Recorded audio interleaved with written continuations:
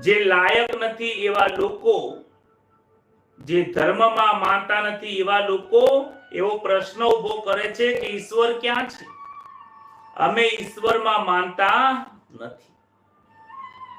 છતાં પણ એવા જે લાયક નથી એવા લોકોનું પણ ભગવાન રામ એમના ઘરનું ભરણ પોષણ કરે છે. રામજી કહે છે ભલે તું મને ન માનતો હોય પણ હું માનું છું કે તું મારો પુત્ર છે. એવા મહાન ભગવાન રામચંદ્ર છે. એ નાસ્તિકને કે પણ ભગવાન હવા, પાણી, ખોરાક, વ્યવહાર ચલાવે છે.